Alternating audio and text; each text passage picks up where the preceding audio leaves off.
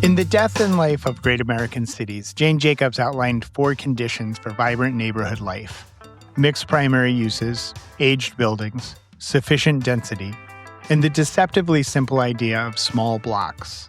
The argument is that small blocks create more opportunity for interaction, choice, and vitality in a city.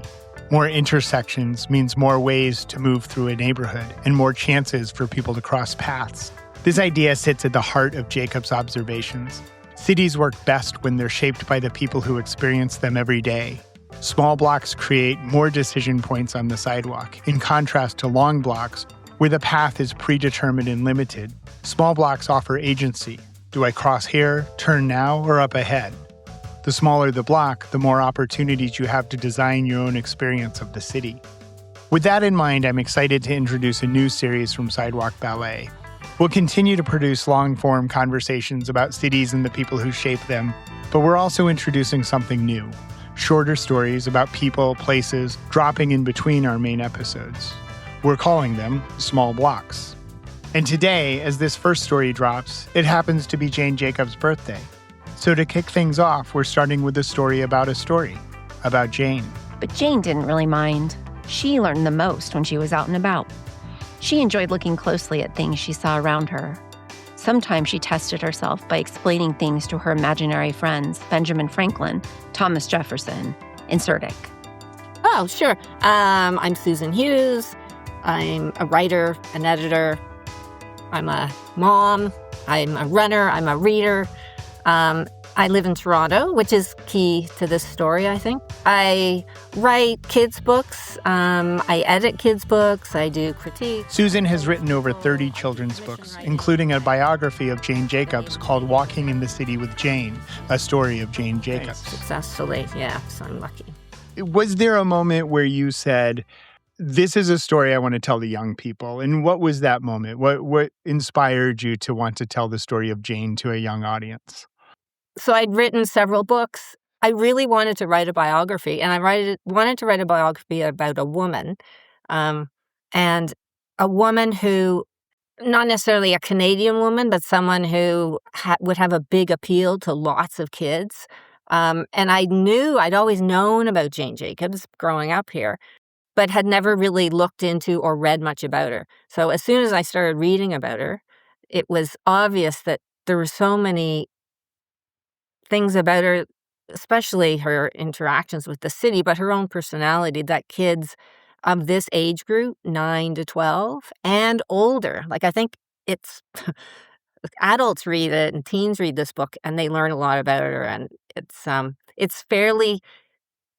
able to be concise and simple and present who she is and why she's important in an engaging way for a broad age group. So I thought she was perfect to write about.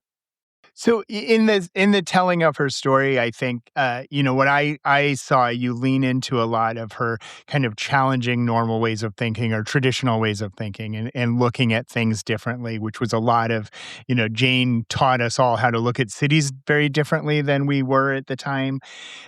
I feel like the story is in some ways about that piece, about Jane's superpower of observation and curiosity. I think a question I'm circling around is, in some ways, what Jane provided was kind of a pathway to look at cities in the way that young people do already.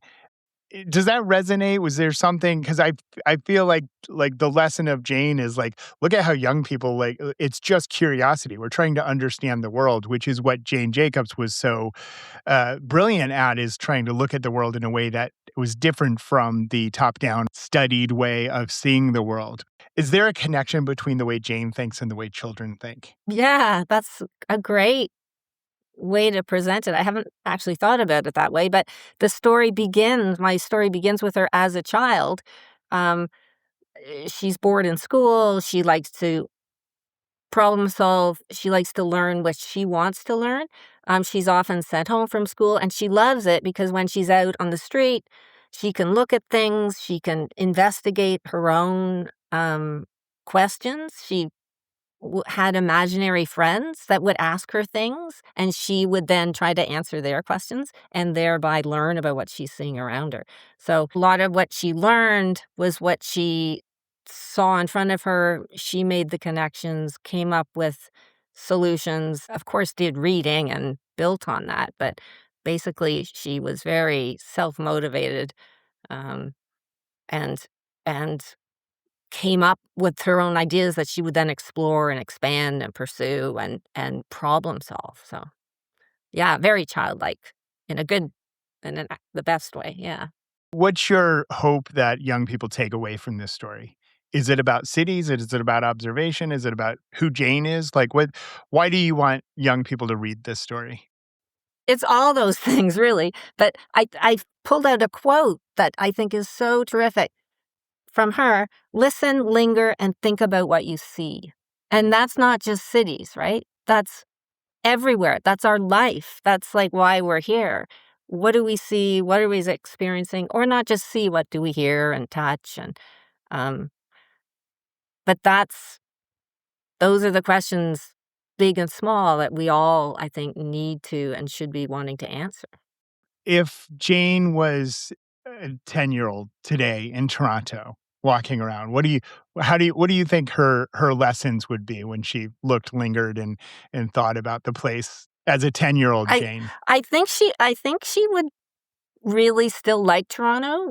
We're still a city of neighborhoods, and that was so important to her. And I was born and raised here and never realized that essence of our city till reading about her. I thought every city was like this, Mm. unique, and the Jane's walks that celebrate her idea of going out and exploring neighborhoods. Volunteers set up walks, and they get together and tell other people about things they know about their neighborhood or the city or elements, and she would love that. That's in every city, but Toronto has many, many facets to explore. It's so delightful to talk to you. It's a great book. It was really fun to discover that. I think it's charming and really important, and I think to just continue Jane's legacy in that way, especially for young people, and just the reminder of how to observe the world.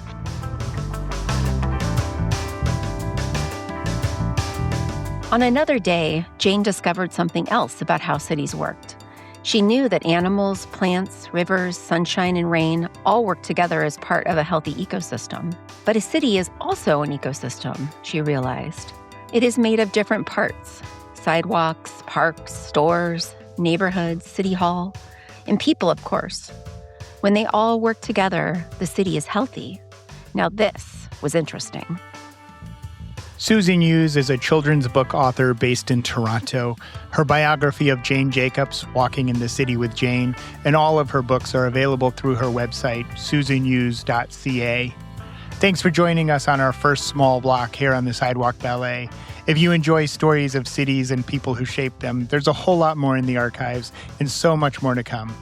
If these conversations resonate, please share, give us a rating, or find other ways to support us at sidewalkballet.com. Till next time, I'm Chip. I'll see you downtown.